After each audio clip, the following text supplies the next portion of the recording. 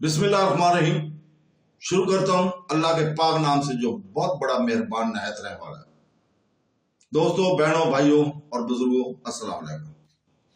आज हम दूसरा हिस्सा पेश कर रहे हैं इस्लामी तारीख का, इस्लामी मसालक का तारीखी से मंजर।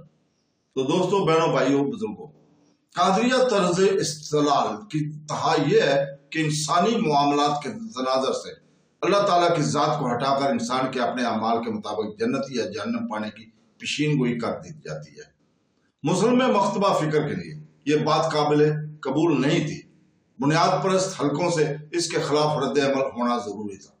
यह रद्द अमल कज़ा मसलक के सूरत में उभराया।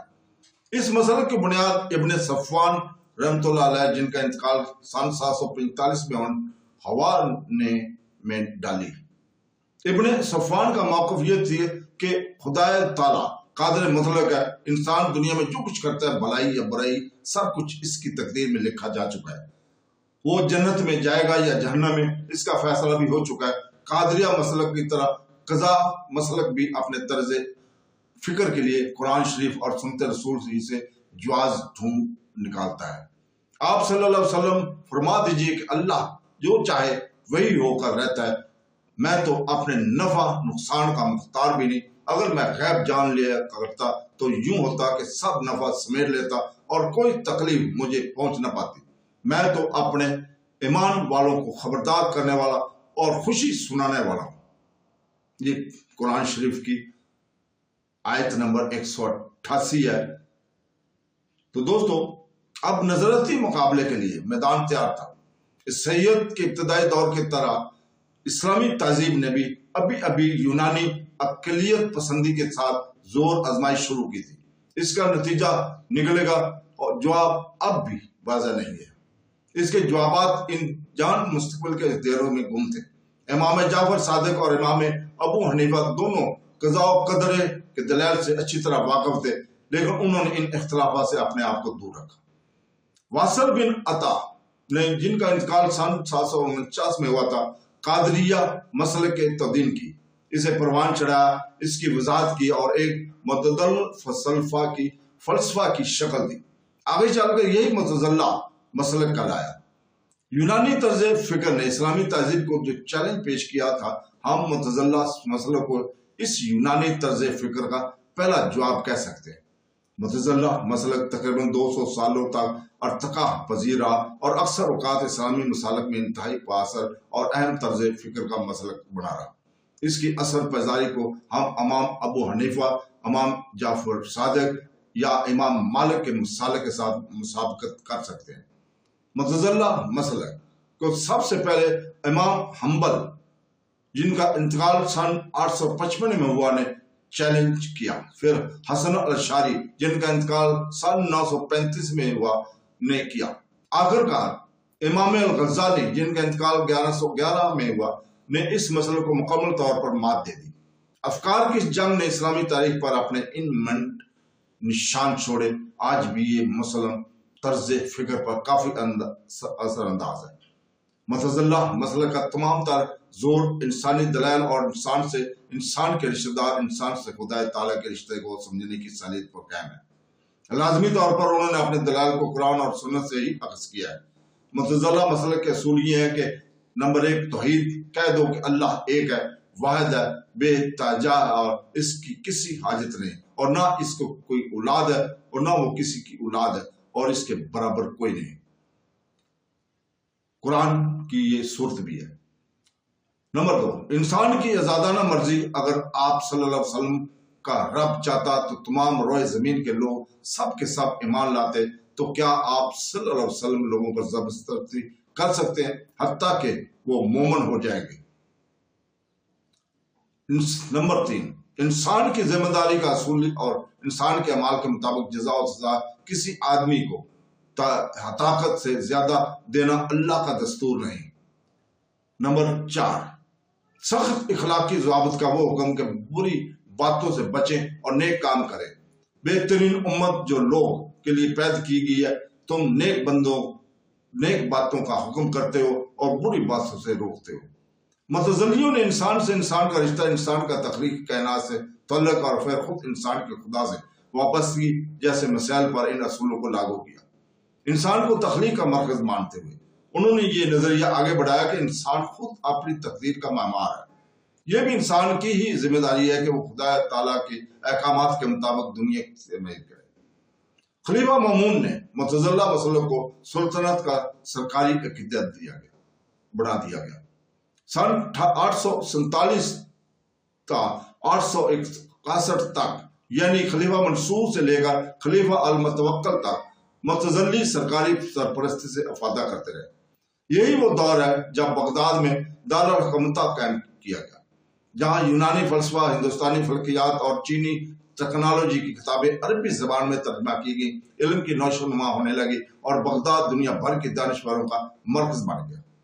मुतज़िलियों के ज़वाल का सबब था इनका हद से ज्यादा जोश। इस मसले के आखिरी हदूद को समझने में इनकी नाकामी सरकार की सरपरस्ती की वजह से उन्होंने इन उलमा को सजा दी जो इनसे इख्तिलाफात रखते थे।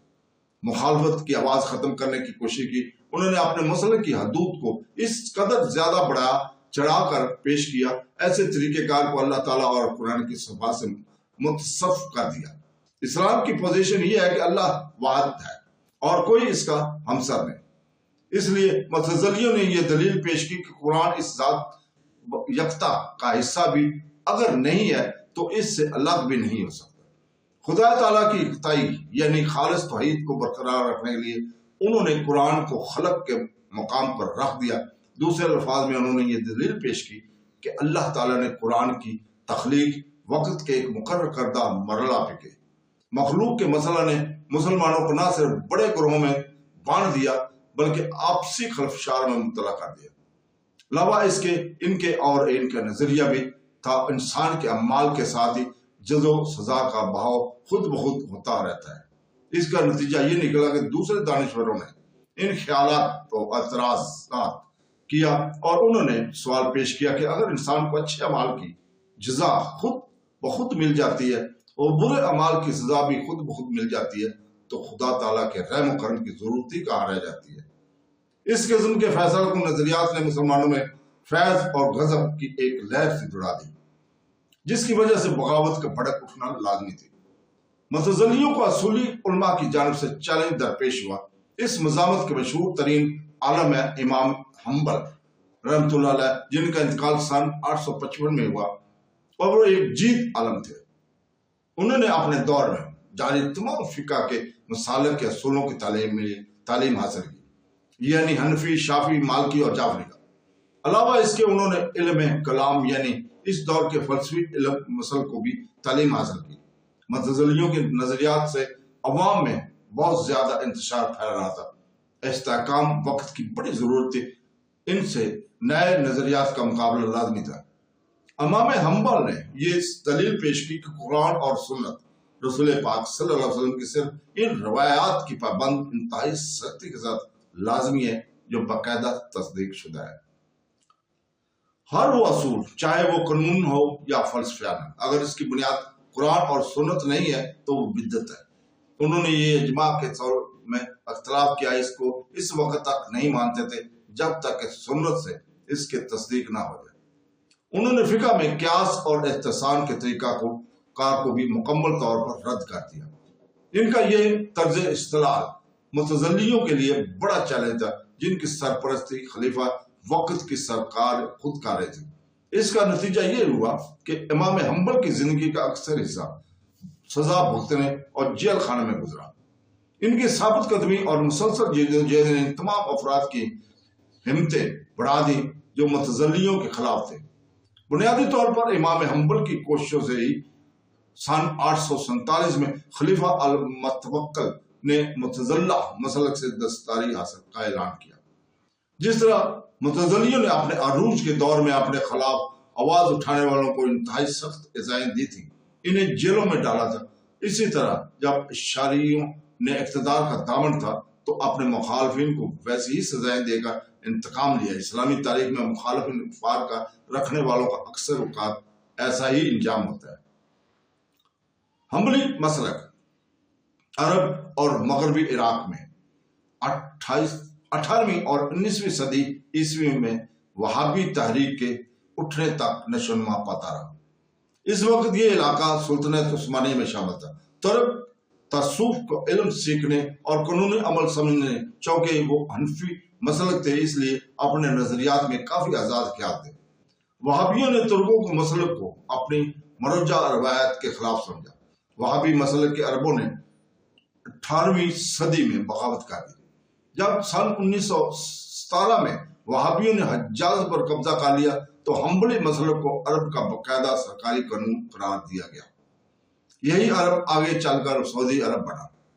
आजकल सऊदी अरब में अमलन जो हम्बली फिका सरकारी तौर पर नाफिज है, इसकी अपनी अलग खसूसियात की वजह से वो मशहूर है। ये इस अमल की नफरत अंगेज और नकारा करार देता है जो इसकी नजरों में बिद्दत है। यहाँ ये बात साफ कर देनी जरूरी है कि बिद्दत का मतलब है मजहब में नई चीजों की इजाद। हम्बली मसलक के मुताबिक हर वो अमल जो कुरान और सुन्नत रसूल सल्लल्लाहु अलैहि वसल्लम के ऐन मुताबिक ना हो, इसे बिद्दत करार दिया जाता है। लिहाजा इस नुक्ता में हम्बली मसलक दूसरे मसलक से नहायत कठिन है।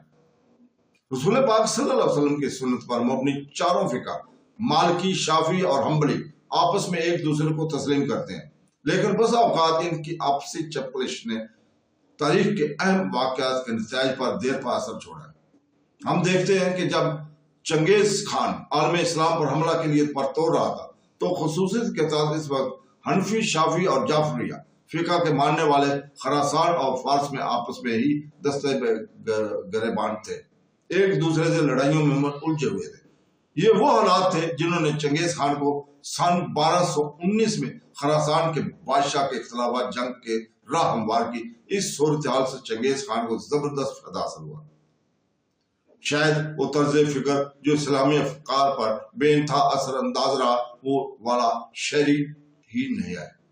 सच तो यह है कि कोई भी ये मौक़िफ़ इख्तियार कर सकता है कि तीसरी सदी हिजरी के बाद इस्लामी तहजीब को तरक्की की तरफ ले जाने में अल-शरी मसलक ने फैसला कौन रोल अदा किया है।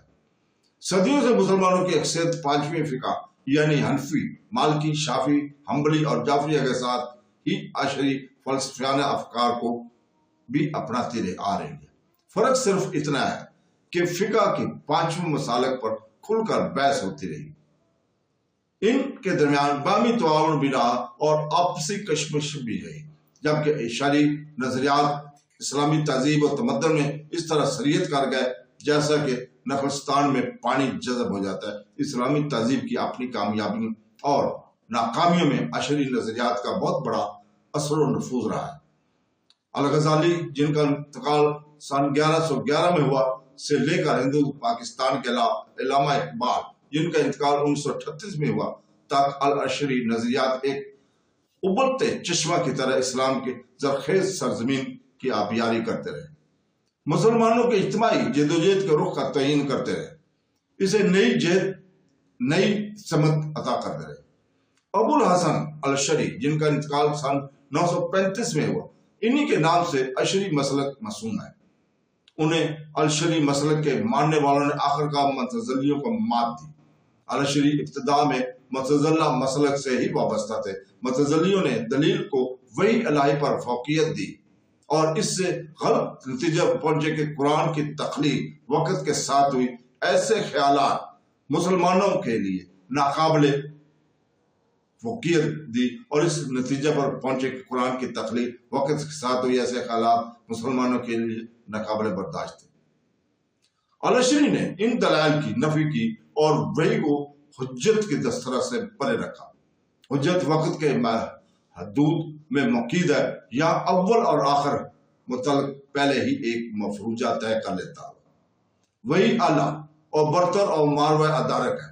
इसकी तशरीह यही है कि किसी भी तरह से हमारे किसी भी फहम से बैत है, वो अव्वल और आखिर के मफरूजात से भी बहुत दूर है और हजरत या दलील नहीं बल्कि अल्लाह की जानिब से उतरने वाले वही है जो कि सही और गलत की तमीज बताती है, हराम और हलाल को बयान करती है, अल्लाह ताला की सवात की रोशनी में आगाही बख्शती है और जन्नत और दोज़ख के कायम होने का मुकम्मल यकीन दिलाती है। शऊर और हथियार है जिसको अल्लाह ताला सुब्हानहू ताला ने इंसान को अता किया है ताकि वो तख्लीक शुदा और दुनिया पर गौर करे और मखलूक के रिश्तों को तलाश करे اور اس طرح اپنے عقیدوں کو مضبوط بنائیں۔ یہ عشری کے دلیل مرکزی نقطہ اللہ تعالیٰ کے مزار میں سے ایک مظہر قدرت وقت کی تعریف ہے۔ العشری کو یونانیوں کے اس نظریے کا علم تھا کہ مادہ کو ذروں میں تقسیم کیا جا سکتا ہے۔ انہوں نے اس نظریہ کو اس بحث کا مروجہ بنایا کہ وقت الگ الگ حصوں میں نقص ہو کر آگے بڑھتا ہے۔ ہر قدم پر ہر وقت ایک ایک لمحہ کے درمیان اللہ تعالیٰ کی رحمت و مداخلت کرتی ہے اور واقعات کے نتائج کا فیصلہ کرتی ہے۔ اس نظریاتی راہ کے مکمل کھل جانے سے عشری اللہ تعالیٰ کے قادر مطلق ہونے کی تصور کو برقرار رکھنے میں کامیاب رہے۔ دوستو، اللہ حافظ۔